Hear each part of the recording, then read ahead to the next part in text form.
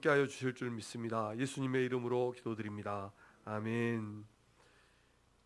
하나님 말씀 보겠습니다. 사무엘상 16장 14절에서 23절 말씀입니다.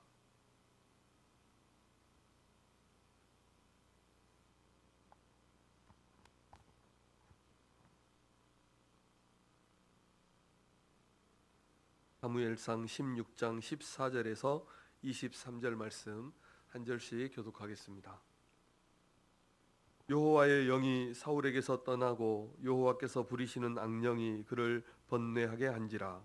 사울의 신하들이 그에게 이르되 보소서 하나님께서 부르시는 양령이 왕을 번뇌하게 하온즉 원하건대 우리 주께서는 당신 앞에서 모시는 신하들에게 명령하여 수금을 잘 타는 사람을 구하게 하소서.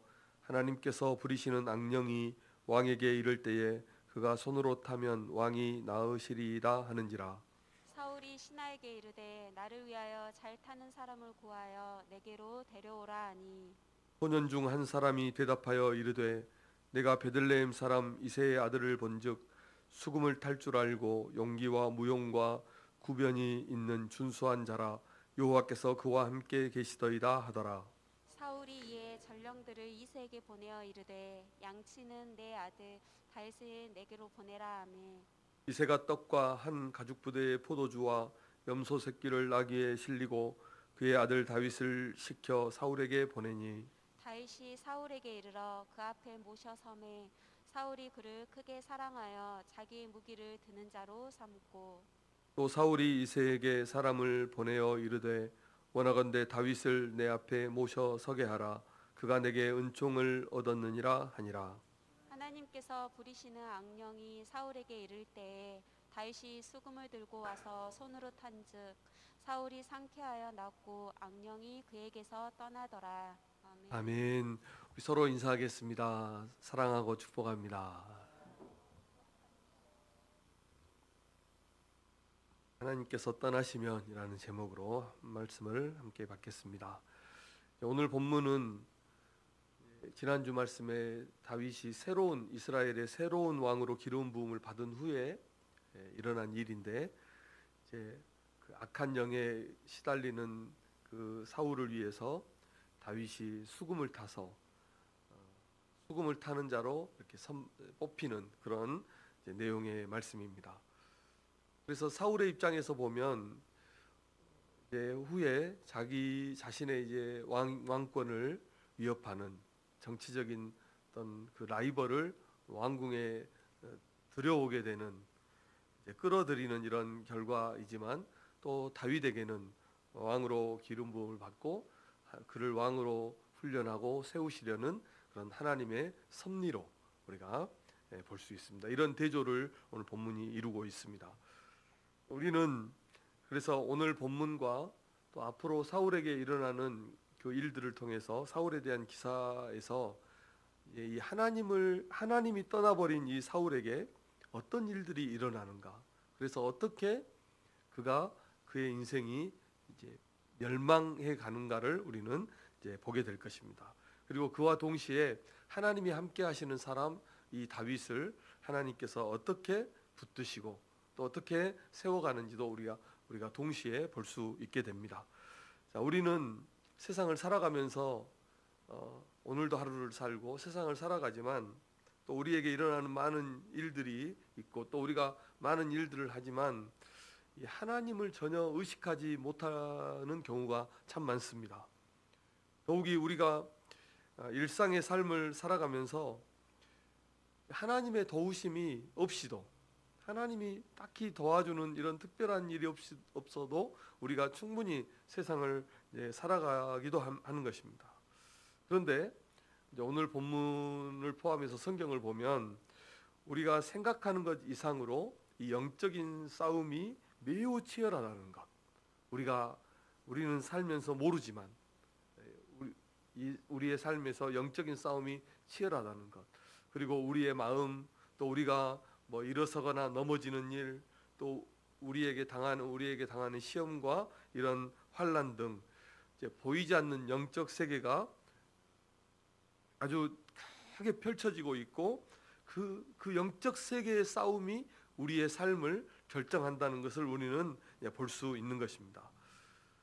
그래서 하나님이 떠나버린, 여호와의 영이 떠나버린 이 사울에게 어떤 일이 일어나고 있는지를 우리가 살펴볼 수 있고, 다시 말씀드리지만 그와 동시에 하나님이 함께 하시는 다윗에게는 또 어떤 삶이 펼쳐지는가를 우리가 앞으로 살펴보게 될 것입니다.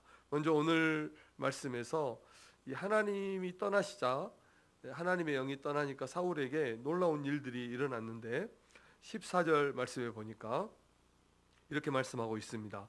여호와의 영이 사울에게서 떠나고 여호와께서 부리시는 악령이 그를 번뇌하게 한지라, 이렇게 말씀했습니다. 그래서 여호와의 영이 사울에게서 떠나버렸다, 이렇게 말씀을 했는데 참 어려운 말씀입니다. 제가 이제 신학교 다닐 때 한 학부 3, 4학년 정도 됐을 것 같은데, 그때 이제 학교에 성령론을 전공하신, 성령론으로 박사학위를 받으신 이제 교수님이 오셨어요.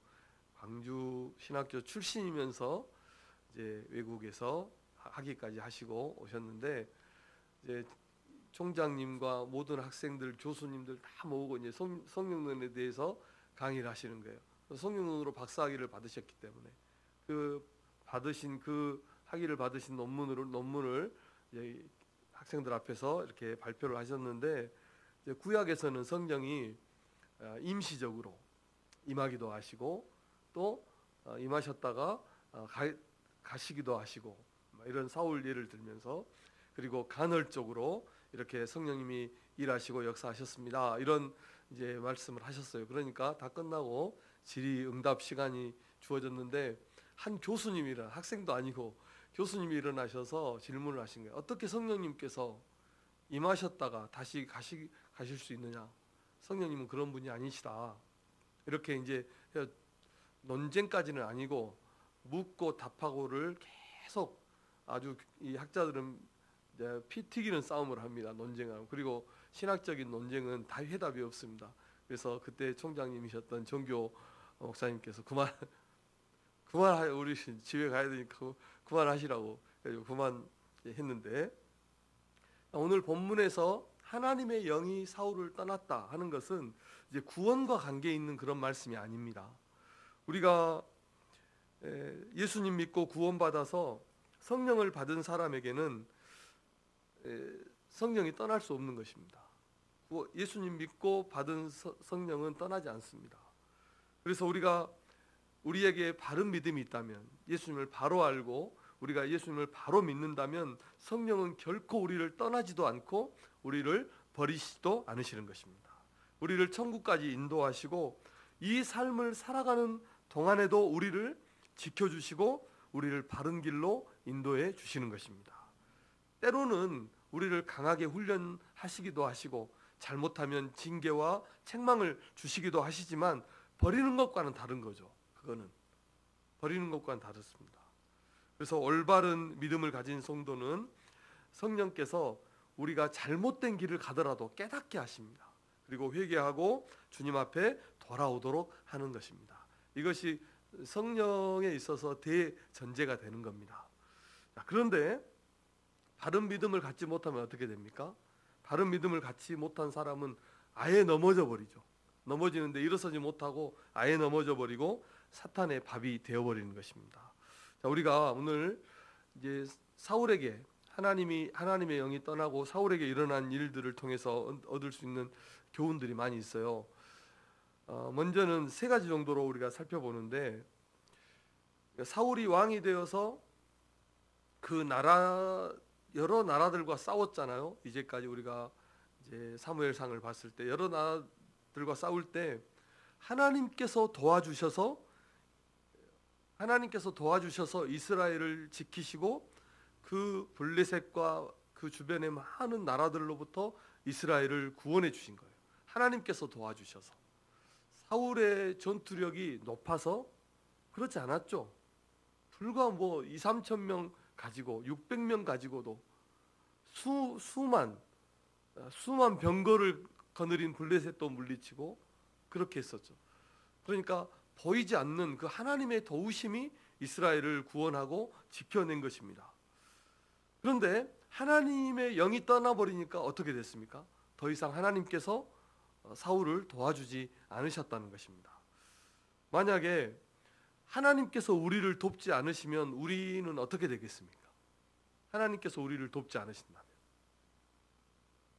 또 세상에는 어떤 일이 일어나겠습니까? 하나님께서 도와주지 않는다면 우리의 자녀, 우리의 가정, 우리의 재물, 우리의 생명을 지켜주는 그 하나님께서 그 우리를 그렇게 지켜주는 그 울타리를 하나씩 걷어가신다면 우리는 아주 작은 것 하나라도 우리의 힘으로 지킬 수 없는 것입니다. 그래서 우리가 이렇게 평안하게 살아가고 우리에게 주어진 일터에서 우리가 힘이 들지만 이 일터에서 마음껏 일하고 거기에서 얻는 그 열매들로 우리가 이렇게 풍족하게 살아가는 것은 이 하나님의 은혜고 도우심임을 믿으시기를 주님의 이름으로 축원합니다. 만약에 하나님께서 그것들을 하나둘씩 걷어가신다면 우리 인생은 사울처럼 패망의 길로 걷게 되는 것입니다. 멸망의 길로 걸어가는 것입니다. 그러므로 사랑하는 성도 여러분, 우리의 삶은 아주 사소한 작은 것 하나에서부터 만 가지가 하나님의 은혜고 도우심이라는 것을 우리가 꼭 기억하고 이 하나님의 은혜를 찬양하시는 그리고 하나님께 영광을 돌리시는 성도님들 되시기를 주님의 이름으로 부탁드립니다. 우리가 경각심을 가지고 깨어서 신앙생활을 해야 됩니다.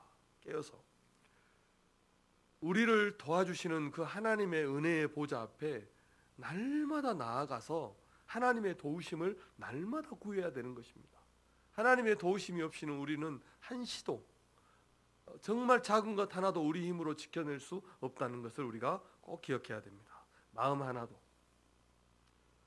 이것이 믿음의 사람이 보이는 믿음의 행위라 하는 것입니다.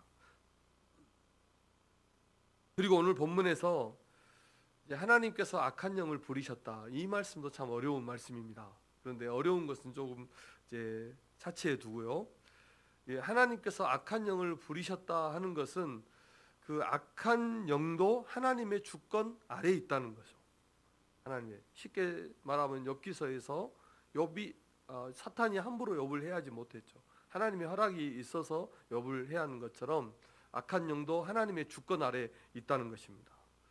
그런데 하나님의 영이 하나님께서 사울을 떠나니까 악한 영이 사울에게 역사했다는 것입니다.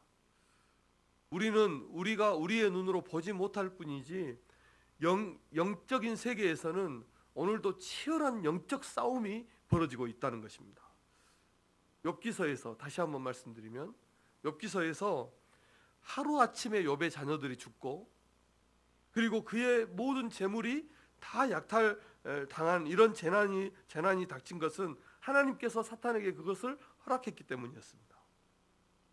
사탄은 오늘도 할 수만 있다면 어떻게 하려고 합니까? 택한 자라도 삼켜버리기 위해서 그 삼킬 자를 우는 사자와 같이 두루 다니면서 찾는다고 성경은 말씀하고 있습니다. 그렇게 하기 위해서 우리를 시험하고 악에 빠지도록 우리를 유혹하는 것입니다. 다만 우리가 보지 못하는 것입니다. 사탄은 우리를 구원에서 떨어지게 할 수는 없습니다. 왜냐하면 성령께서 우리를 그 나라까지 견인하시기 때문입니다. 구원에서 떨어지게 할 수는 없지만 마치 그것이 가능한 것처럼 우리를 시험합니다. 우리를 유혹합니다. 우리를 죄악에 빠지게 합니다. 그리고 결코 포기하지 않습니다. 마지막 때는 더 심각합니다. 이런 사탄의 유혹과 시험이. 에베소서 2장에 보면 그래서 어떻게 됩니까? 거듭나지 못한 영혼들의 행위들이 에베소서 2장에 나와요. 거듭나지 못한 사람들이 어떻게 행하느냐 하면 그 사람들은 죽은 행위인데 첫째는 세상 풍조를 따라요. 세상 유혹을 따라 살아가고 마귀를 따라가고 그리고 어떻게 행합니까? 육신의 정욕을 따라서 행하는 것입니다. 마귀는 어떻게 합니까? 우리가 전혀 눈치채지 못하도록 어떻게 합니까? 우리를 유혹해서 세상에 빠져들게 만듭니다. 육신의 정욕을 위해서 살고 그것이 곧 마귀를 따라 사는 것입니다. 이 시험과 유혹에 넘어진 성도들이 얼마나 많고 세상 속에서 마귀의 늪에서 헤어나오지 못하는 이런 성도들이 얼마나 많이 있습니까? 사랑하는 성도 여러분, 우리는 성령의 사람임을 믿습니다. 우리가 바른 믿음을 가지고 있다면 우리는 성령의 사람이고 성령에 붙들린 성도라는 것입니다. 그리고 성령의 사람에게서는 성령의 열매가, 성령의 역사들이, 성령의 일들이 나타나는 것입니다. 그래서 우리는 믿음의 사람들은 의식적으로, 의도적으로 성령을 따라서, 말씀을 따라서 순종의 길을 걸어가야 하는 것입니다. 야고보서 4장 7절 말씀을 우리 성도님들께서 한번 읽어주시기 바랍니다. 야고보서 4장 7절입니다. 시작. 그런즉 너희는 하나님께 복종할지어다. 마귀를 대적하라. 그리하면 너희를 피하리라. 아멘. 하나님께 복종하고 마귀를 대적해야 됩니다. 반대가 되면 안 됩니다. 마귀에게는 복종하고 하나님을 멀리하는 이런 삶은 육적인 삶이고 거듭나지 못한 사람의 삶입니다. 우리 성도들은 당연히 반대가 돼야 됩니다. 하나님께 복종하고 마귀를 대적하면 그 마귀가 우리를 피하는 것입니다. 우리가 마귀에게 이길 수 있는 것입니다. 그리고 세 번째로는 사울이 이 악한 영에 붙들리니까 그에게 나타난 한 가지 현상이 있었어요. 밖으로 나타난 악한 영에 붙들린 것인지 이제 어느 정도는 알았지만 이런 싸움은 잘 못 보잖아요. 그런데 한 가지 현상이 있었는데 그것이 무엇이었냐면 번뇌했다는 것입니다. 번뇌했다는 것은 무섭고 두려워하면서 떨었다는 것입니다. 그래서 사울이 아주 심각한 상태였죠. 사울의 신하들이 보기에 왕이 막 무섭고 두렵고 막 떠는 거예요. 그렇게 승승장구하고 그 주변의 대적들을 다 이기고 나라가 안정되었지만 하나님이 떠난 사람은 두려움과 근심과 걱정에 사로잡혀서 세상을 사는 것입니다. 왜냐하면 사탄이 그 마음을 흔들기 때문입니다. 하나님께서 그 마음을 붙들어주지 않기 때문입니다. 쫓아오는 사람이 없어도 도망하는 것입니다. 성경에 그런 일이 많죠.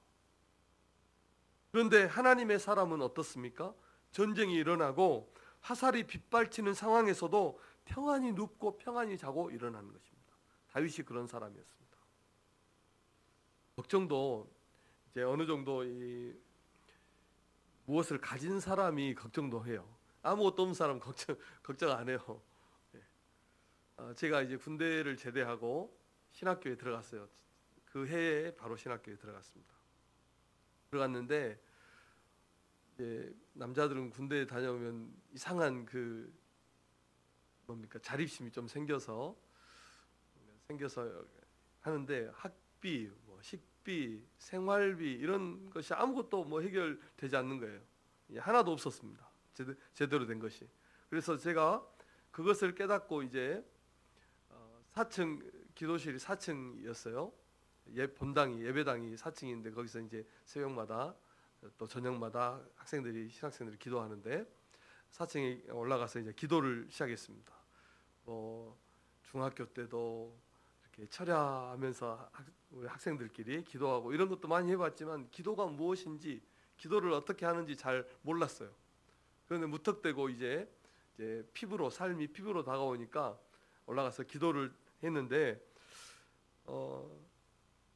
우리가 보통 보면 기도가 무엇인지 모르고 기도할 때 응답이 잘 돼요.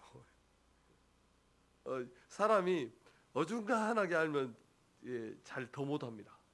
기도 응답이 잘 안 돼요. 그래서 제가 하루인가 이틀인가 기도를 하는데 이틀째인가 감동이 오는데 어떤 감동이 오냐면 그래도 제가 하나님 일 하려고 여기 신학교 왔는데 하나님께서 저를 굶게 하시겠습니까? 이런 감동이 오는 거예요. 그래서 응답받고 그 다음부터 이제 기도 안 했어요. 제가.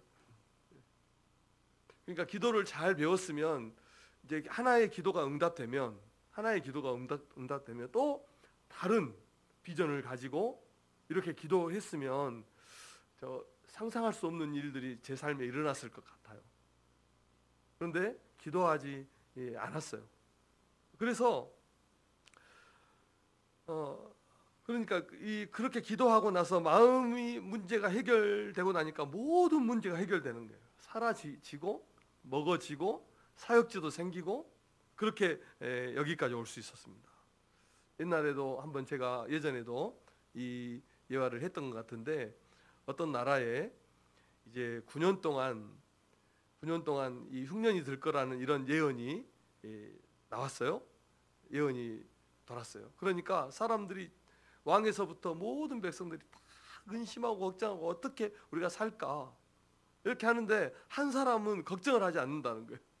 그러니까 왕이 불러가지고 그 사람 다그치면서 다 걱정하고 다 염려하는 너는 왜 걱정 안 하느냐 그러니까 저는 흉년이 들면 당장 먹을 게 없어서 흉년이 들면 죽을 건데 뭐 9년까지 걱정하겠냐고 그렇게 말을 했다고 합니다. 아무런 걱정 없이 대책 없이 살라는 것이 아니라 하나님의 사람, 믿음의 사람에게는 이런 담대함이 있는 것입니다. 어려워도 믿고 기도하고 믿고 살아가고 믿고 도전하는 것입니다. 하나님께서 책임져 주실 것을 믿는 것입니다. 우리의 삶을 성실하게 살면서 잘 준비하면서 그러면 하나님이 능히 도와주실 줄 믿습니다. 사울은 보십시오. 사울은 왕이었지만 엄청난 승리들을 이루고 나라가 견고해졌지만 번뇌하면서 괴로워했습니다. 잠 못 이뤘습니다. 근심과 걱정에 사로잡혀서 벌벌벌 떨었습니다. 그런데 다윗은 목동이었지만 아무것도 가진 것 없는 그런 목동이었지만 용기가 있었고 무용과 구변이 아주 준수한 그런 사람이었습니다. 왜 그렇습니까? 사울은 여호와의 영이 떠났지만 다윗은 하나님께서 그와 함께 하셨기 때문입니다. 오늘 말씀에 보면 하나님이 다윗과 함께 하셨다는 말씀이 나옵니다.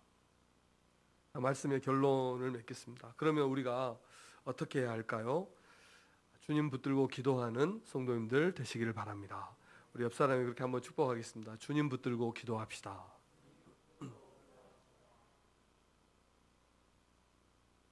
우리는 하나님이 아니면 아무것도 할 수 없는 그런 자들임을 우리가 꼭 기억해야 됩니다. 하나님이 아니면 아무것도 할 수 없습니다. 요한복음 15장 5절 말씀을 함께 읽어보겠습니다. 시작.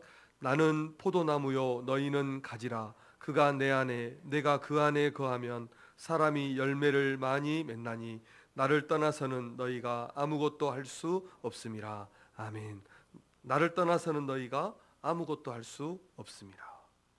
우리가 얼마든지 내 힘과 내 지혜로 살 수 있어도 하나님을 의지하고 하나님께 기도해야 됩니다. 왜냐하면 우리는 그의 도우심으로 살고 있기 때문입니다. 그의 도우심으로. 그가 울타리를 쳐서 우리를 지켜주시기 때문에 우리의 것들이 안전하게 보호를 받고 지킴을 받고 있는 것입니다. 그러니까 내 힘과 내 지혜로 얼마든지 우리가 살아갈 수 있어도 하나님을 의지하고 하나님이 아니면 안 되는 것처럼 기도해야 이게 마땅한 것입니다. 이게 하나님을 바로 아는 것입니다. 그러면 하나님이 기뻐하시고 잠 좀 자지 말라고 저 뒤에서 깨우자. 하나님이 기뻐하시고 우리를 어떻게 해요? 더 좋은 길로 인도하십니다.